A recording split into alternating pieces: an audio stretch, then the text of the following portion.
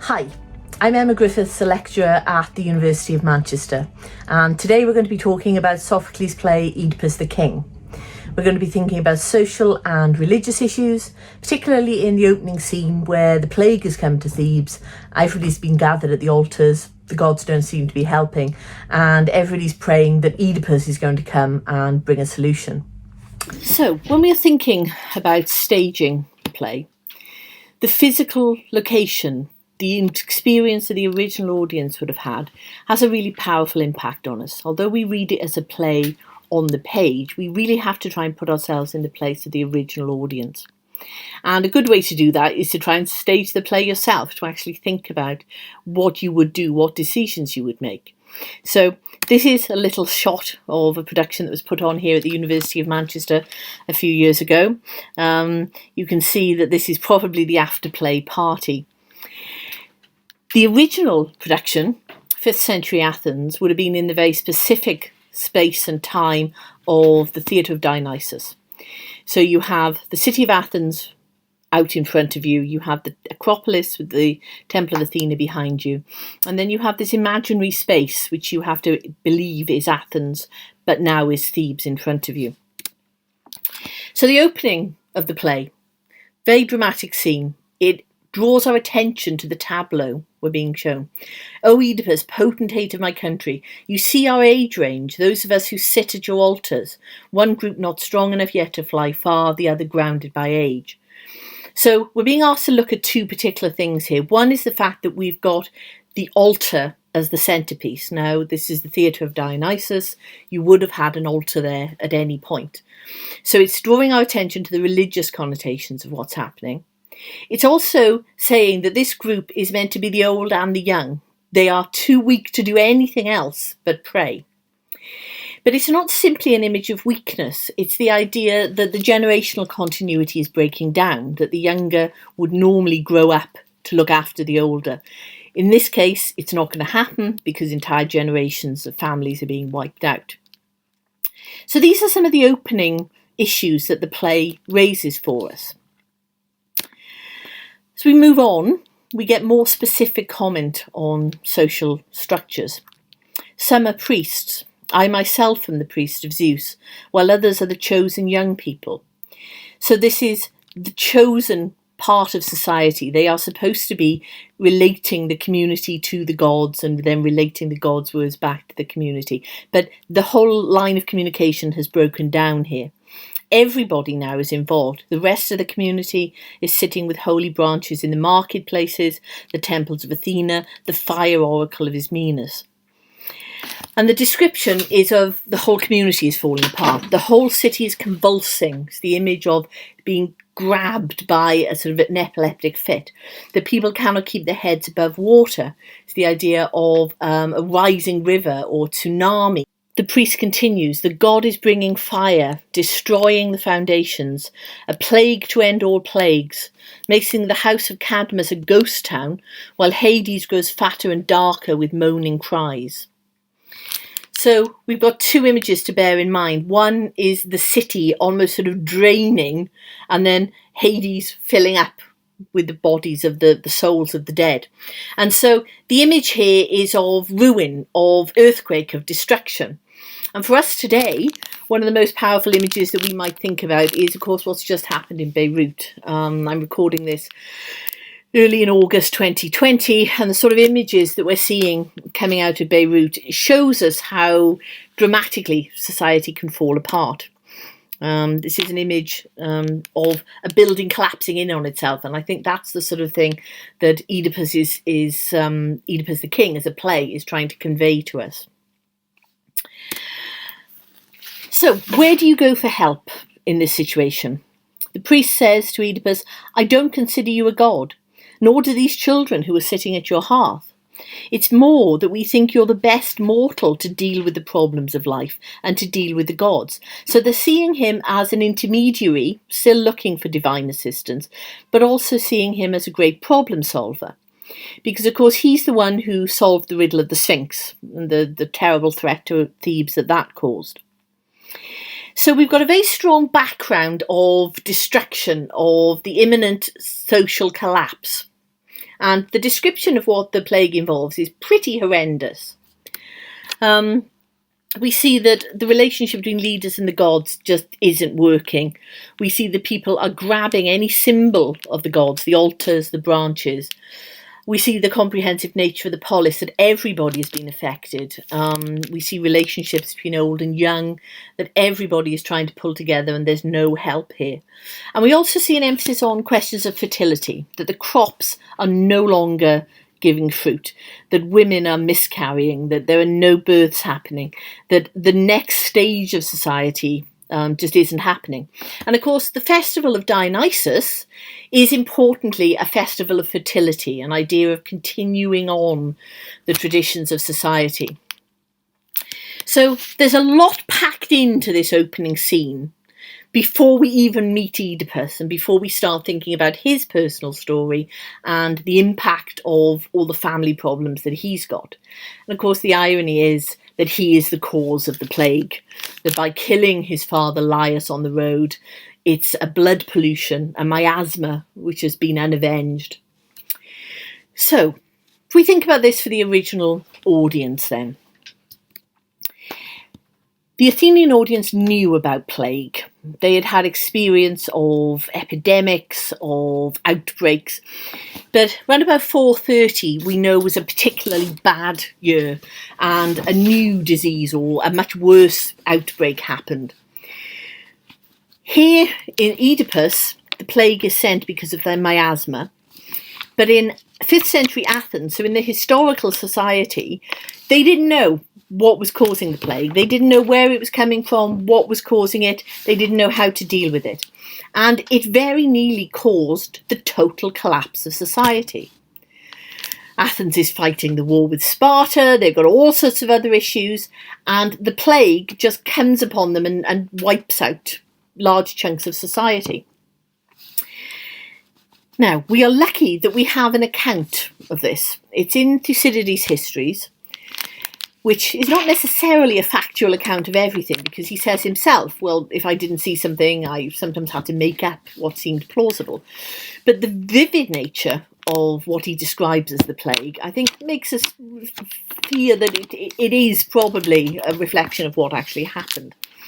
And the way he describes it and the impact it has, I think, is quite important for letting us understand what is at stake at the start of Oedipus.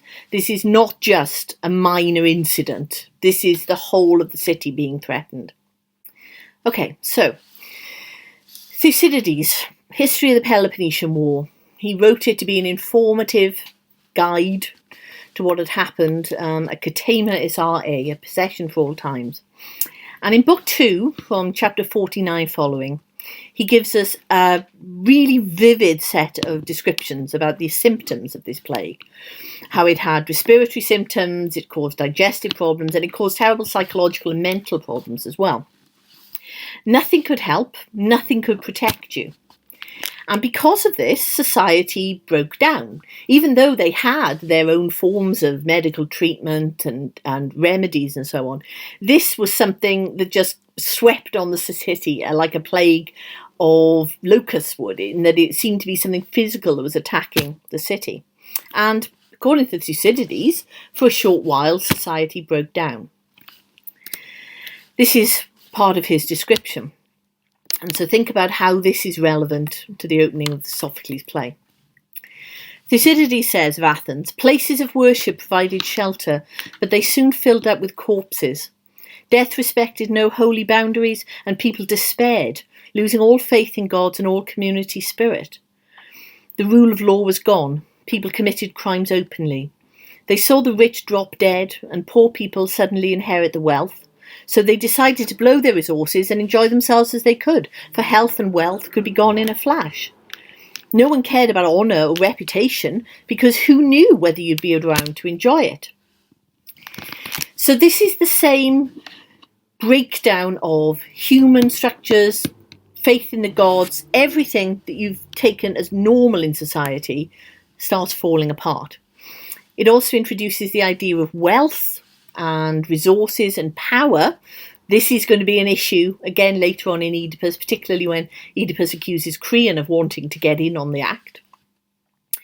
It's also the idea that honour and reputation don't matter anymore. And if you've studied any tragedy, you'll know that particularly the Sophoclean hero tends to be very focused on honour. Even if you can't get things right in your own life, you want to pass things on to the next generation. You want to keep a good name for your family. Well, according to Thucydides, during the plague of Athens, that went out the window. Nobody was caring about this anymore. And I think that we see this in the Oedipus, about the pride in your honour and your reputation isn't necessarily a good thing, particularly if you haven't kept an eye on how there's going to be generational continuity, that you cannot pass things on and you cannot expect your children to carry on the family line if you're not paying attention to the basic rules of society around you. So, Thucydides again. If you look over the theatre of Athens, you can imagine what the original audience felt like when they heard this description of the plague in Sophocles. It's around them. There's a sort of a sense that you can almost touch it in the atmosphere. You're looking out over Athens. This is a modern view, but you're seeing the whole city laid out in front of you. And this is one of the important things about the physicality of Greek theatre, that you're there in the theatre with your community, watching another community while seeing the whole panorama of your own city laid out in front of you. So back to Thucydides, he repeats the same key points that he's made before. No one feared the gods or worried about the laws. It seemed to make no difference whether you worshipped the gods or not. Everyone died. And as for obeying the law, no one expected they would last long enough to be dragged into court. They felt they were already under a death sentence, just waiting for the axe to fall. So the sensible thing to do was to enjoy life while you could. So this is a huge change in the psychological makeup of the whole society. All the traditional values of honour, respect, basic respect for the law and the gods seems to have just gone out the window. So, how does this relate to Oedipus? Well, it shows us that the threat of community collapse is very real. That a disease hitting the city, whether it's a natural disaster or something said by the gods, is actually relevant. That it could really happen. That the laws of gods and men are closely interrelated to each other. And if one part of that society starts falling apart, well, all bets are off. It's also about the importance of generational continuity, that the idea of honour relies on the idea of there being a next generation to continue it. If there's not going to be a next generation, why bother? You're going to have to find a different rationale for your way of life. And it's important that in Sophocles' play we see children both at the start and at the end of the play. At the start of the play, Oedipus addresses the whole community as my children. He sees himself in the role of a father. But at the end, we see his own biological children, Antigone and Ismene, coming on stage. And we see that he can't actually be a father to them because, of course, because of the incest, he's also their brother.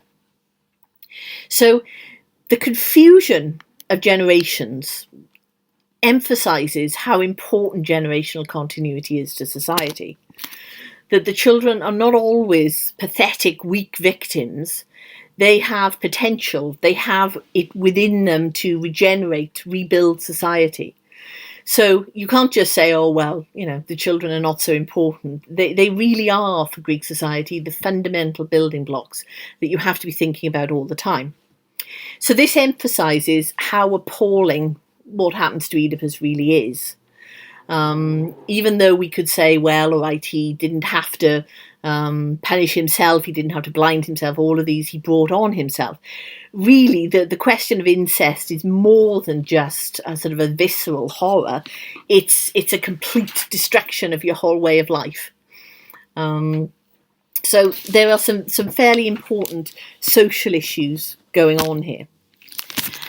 I think it's also important that we look at the lack of understanding, that in the play we as the audience know why we've got the plague. We know it's a miasma. But for the Athenians in the 5th century, they had no idea what was causing the plague. They didn't have any protection against it at all. And so the idea that somebody could come along who perhaps had extra knowledge, some sort of special wisdom like Oedipus, would be extremely attractive. It's also interesting for us to think about the fact that the plague is not referenced very much in Greek literature at all. Even though it must have had a powerful effect on the Greek psyche, it's not something which is directly referenced very often. So if you want to have a look at this further, Robin Mitchell-Boyask's book, Plague in the Athenian Imagination, is a really good starting point. Because there are plagues in Greek literature. The plague that Apollo sends at the start of the Iliad, that one is another one that's pretty horrific. But there's some reason why the Greeks shy away from getting involved in all of these plague narratives, and maybe modern society is in a better position to think why that is now. So to conclude, the opening of the play shows us the interrelationship of different levels of society, the old and the young, the men and the women, and crucially the relationship between the gods and men. It also shows us how fragile that society is. So I think we need to judge Oedipus a little less harshly than we might. He's not just dealing with a destruction on a family level, he's dealing with potentially the whole of his country falling apart. And for the original audiences, that would have been a very real fear. So I hope you enjoyed the talk. Thank you for listening, and I hope you can take these ideas away and think further about how they relate to the play.